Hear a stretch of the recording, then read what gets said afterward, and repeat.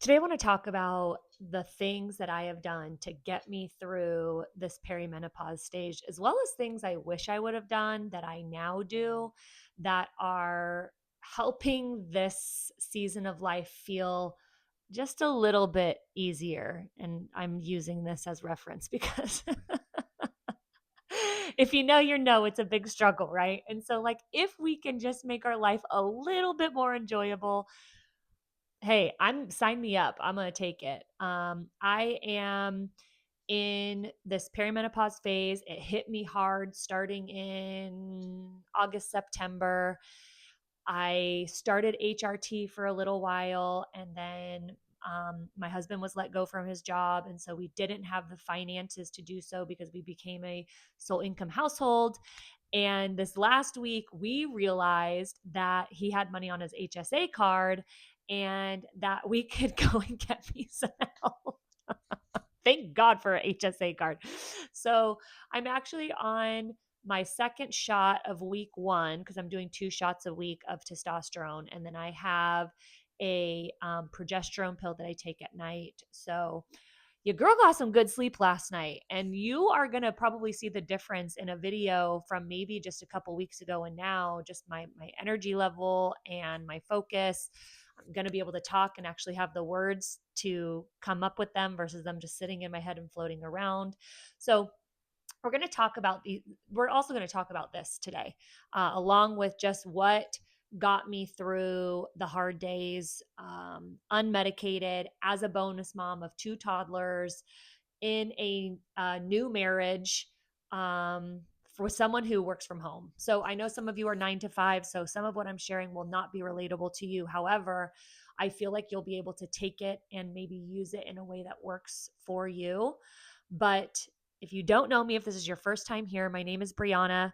I help women reinvent themselves. I am a 20 plus year licensed clinical psychotherapist. I also work with 6 and 7 figure business owners and entrepreneurs to help bridge the gap between their success of their professional life with the areas of struggle and stuckness in their personal life. I'm an author, I'm a speaker, I'm a daily YouTuber, and my goal is always to help women find a more peace filled, joyful, purpose driven life. So, let's get into the things that helped me and have helped me and are currently helping me get through this phase of perimenopause, as well as things that I feel like I wish I would have known sooner that I believe would have also been significant in just helping me get through this process.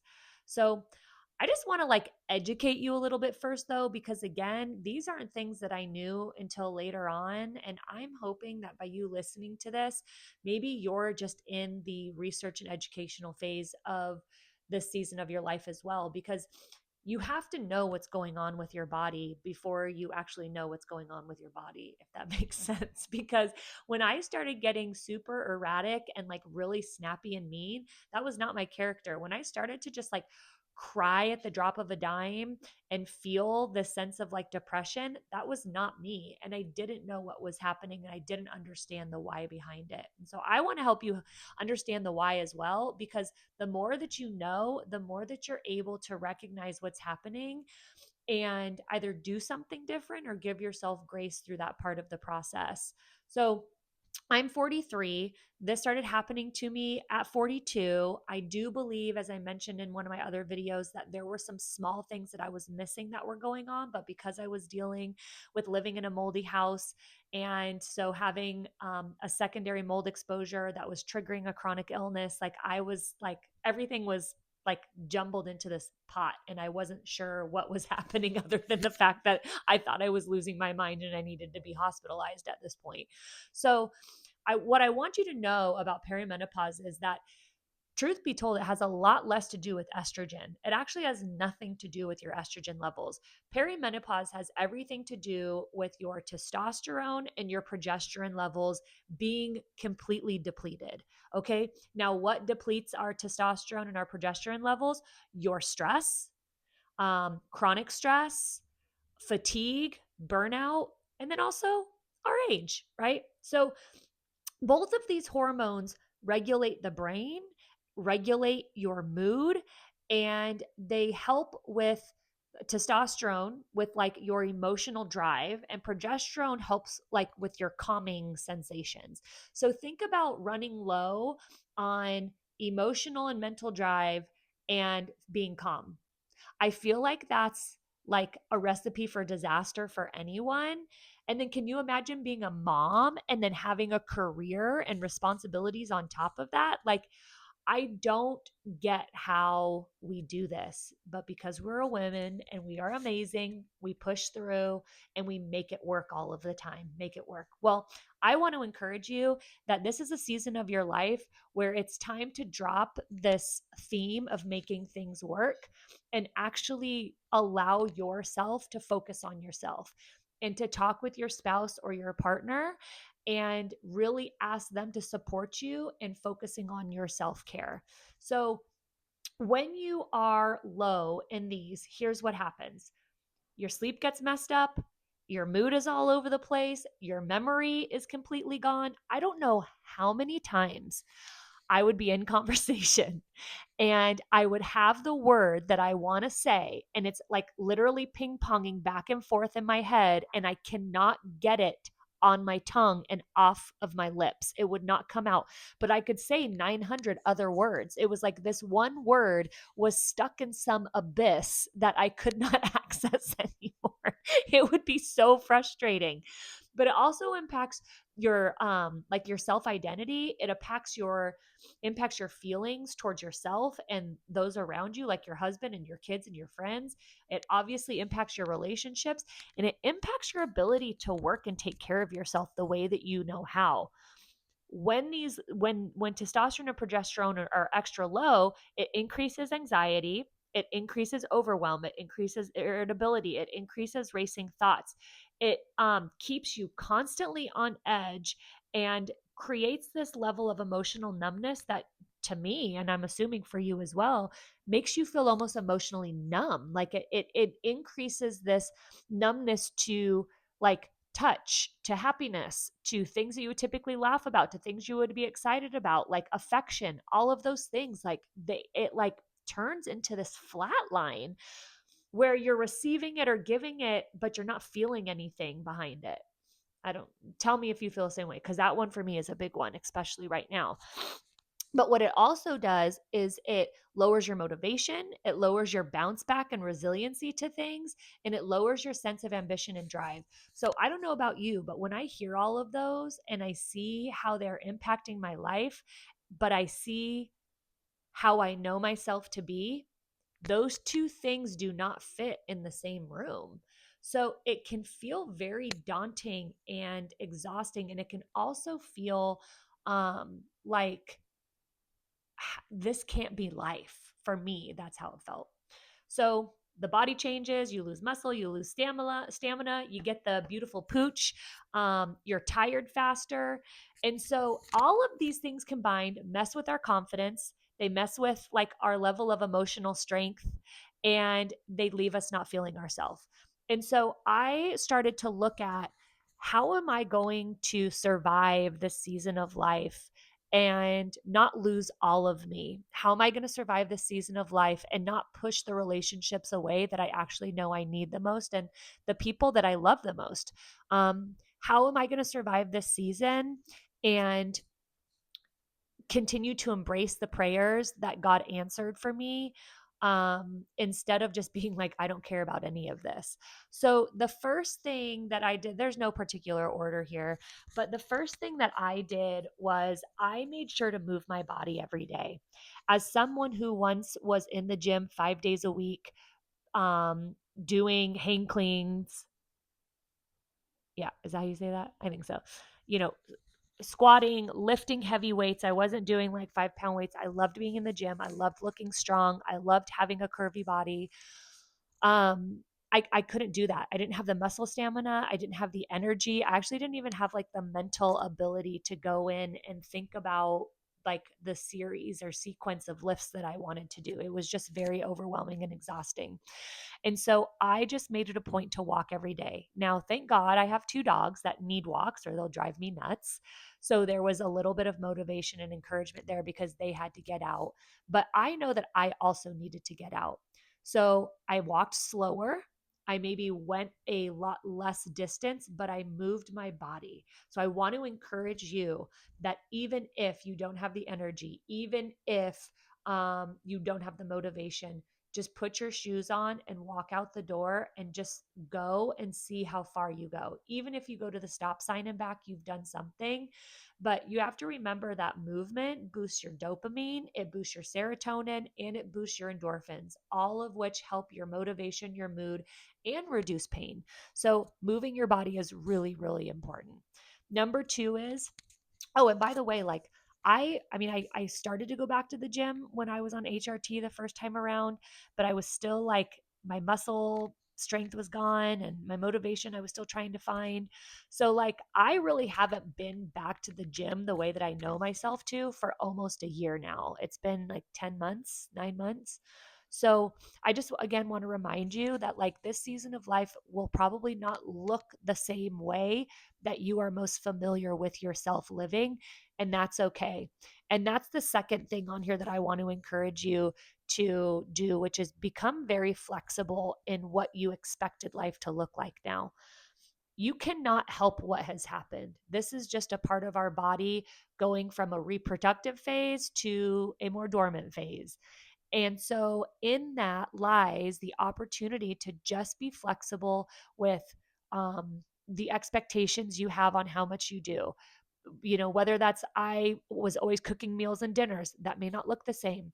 You were working out like me, it may not look the same. You were going out and being more social with friends, it may not look the same. So I really encourage you to just start to become more flexible, because that's going to take away like the inner critic's voice that comes in and says, you're not doing enough, you're not doing this right, you're, whatever, you're ruining everybody's life. Like, I mean, I don't know, our thoughts, they tell us some really messed up stuff, right? So, the third thing is I allowed myself to cry to my partner, even when there was no reason. I did a very good job of bottling things up and just kind of like pushing through, which that is something I'm going to talk about in the areas that I wish I would have done differently. But when I got to a certain point, I couldn't contain it anymore. And I would just walk up to my husband and I would say, would you just please hold me?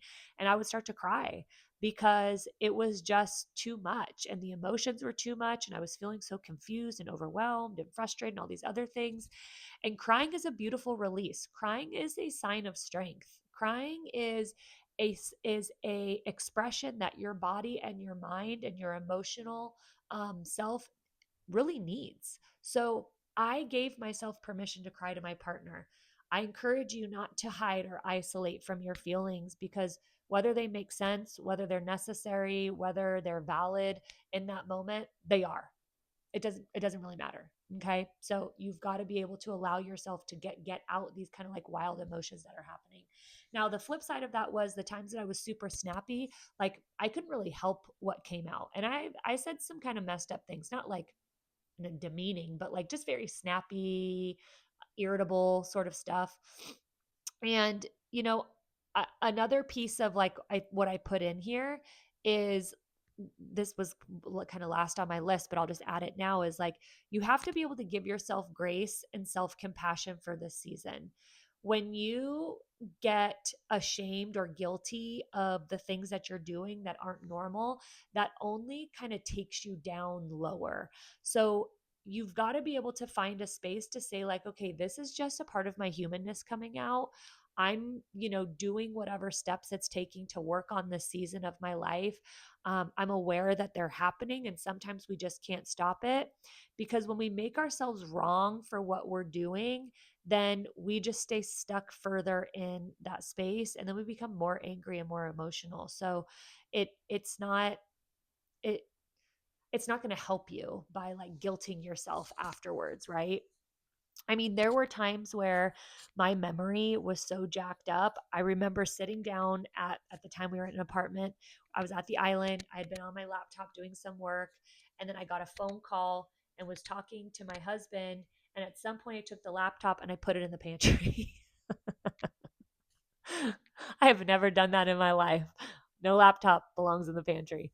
And then when we got done, I turned around to sit back down and work, and my laptop was gone. And then I looked in my bedroom and I looked on the couch, and then I looked in like the kids' room where we were also using as an office space, and it wasn't there. And I was like, where the heck did I put my laptop?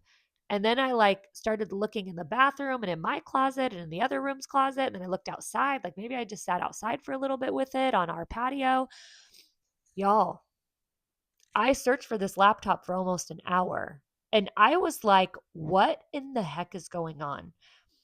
And then I just gave up looking. And then I think I went to the pantry to get something to eat. And then there was my laptop. So, you know, you can only laugh at that point because you can't make this stuff up, you know? You can't make it up. And part of that giving grace and self-compassion is also recognizing like the times that I snapped at the kids or snapped at my husband, like I apologize because like that's not what I meant to do. I didn't mean to be hurtful, but that doesn't mean I'm a bad person because I did it. Some of the stuff really is out of your control. So I just want to encourage that like grace and self-compassion.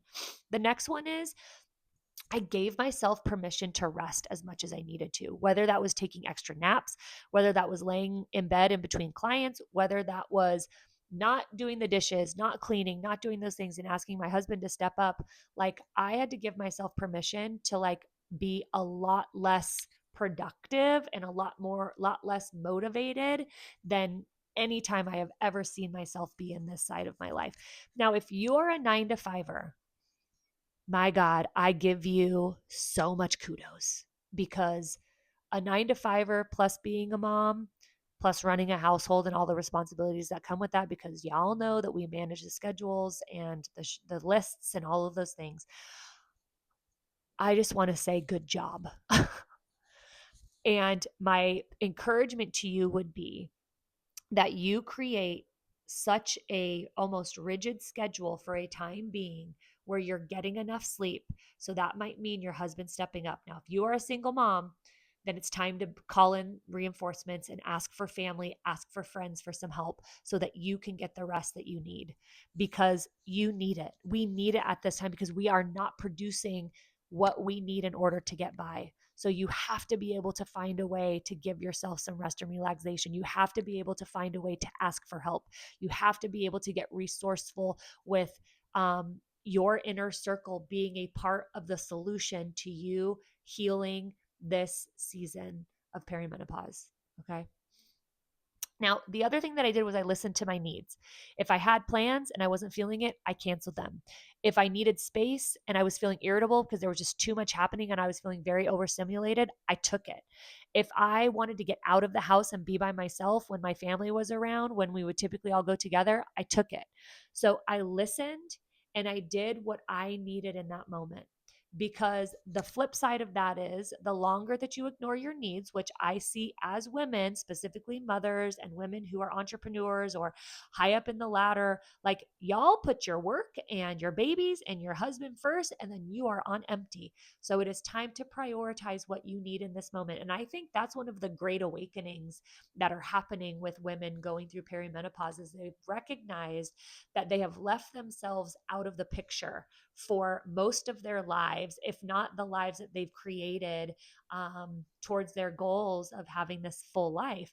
And so you have to listen to your needs. Your needs are very, very, very important at this time, and they need to be met. The other thing that I did, what I've always done, but I think what I saw myself doing unintentionally was I really cleaned up my eating habits. I made sure that I was fueling my body with greens and, meats and fruits. And I was really trying not to eat a lot of processed foods. I chose to do this as a way to show myself not only that I respected myself more, but that like if I was going to be suffering in one area, I wasn't going to be suffering in another. And since my body was already changing and doing weird things, I wanted to make sure that in any case, I was fueling it with things that it was going to help it feel good. So obviously, it's not even a lifestyle. We should be eating clean. We should be eating whole foods. But, life is life and we don't. So I just want to encourage you to like take care of yourself in whatever ways that looks like.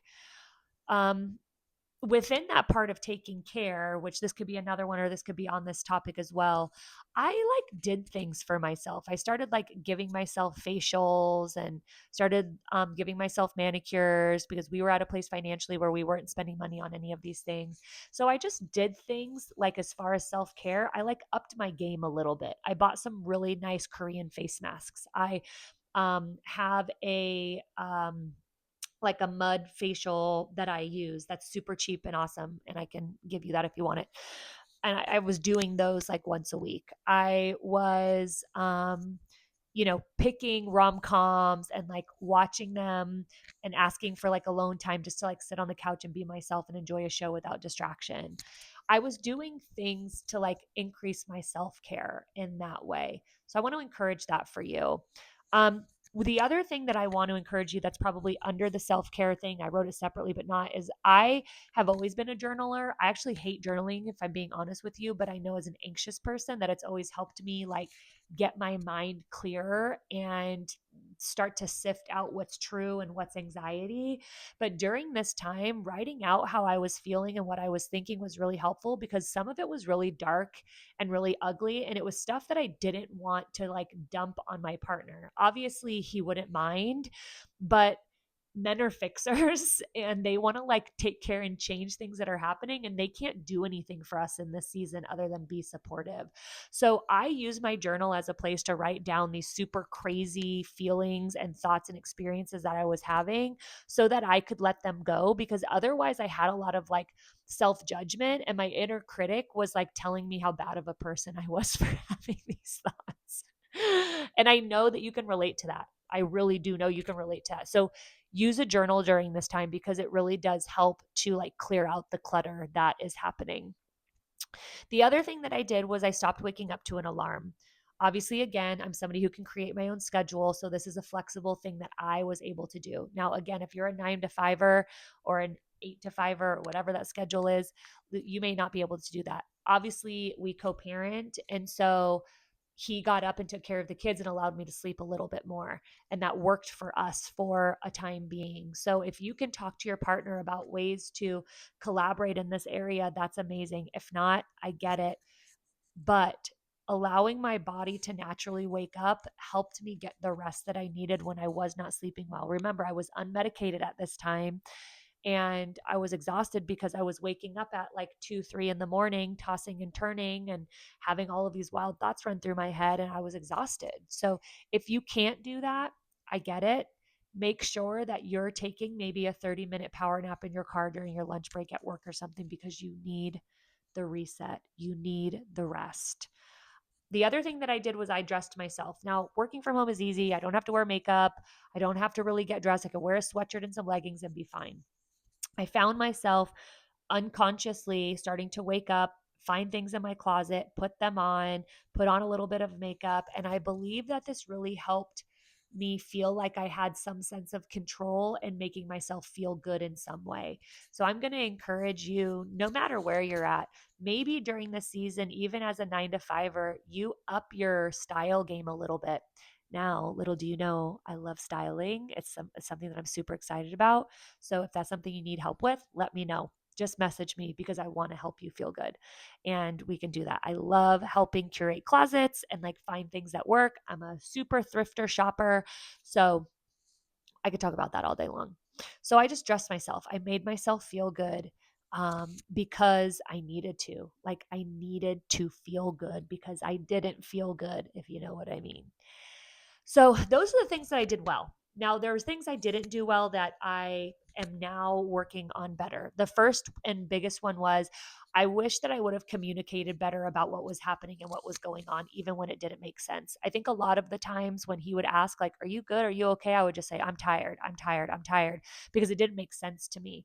So what I want to encourage you to do is, instead of like pushing your partner away, instead of pushing your husband away, instead of isolating yourself, make sure that even if you don't have the words for it, you're sharing what's going on. I'm feeling really confused. I'm feeling super emotional. I feel like, I remember saying, like, I know I'm not a depressed person, so I'm not using that word, but I feel so sad. That's why I started saying, like, I'm just so sad. I'm just so sad. So put words to what you're feeling, even if it's not the right word, even if it doesn't make sense all the way. And then make sure you're telling your partner, I don't need you to fix this for me. Like, I just need you to be in it with me. Like, please suffer with me for a little bit because I feel so alone already.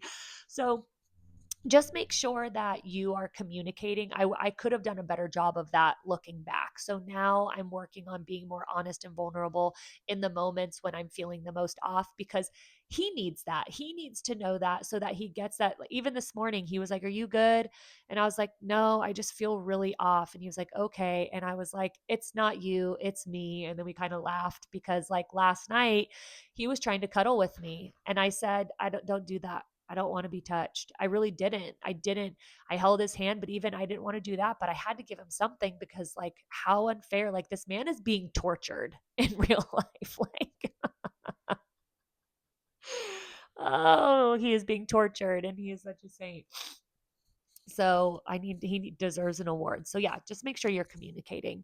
The other thing I wish I would have done, and this is obviously going back to what I'm learning about my relationship with money and changing my financial status and getting out of this debt, is that as someone who didn't have insurance for a really long time, and then we did have insurance, and then I had private insurance, and now we honestly do not have insurance at this moment.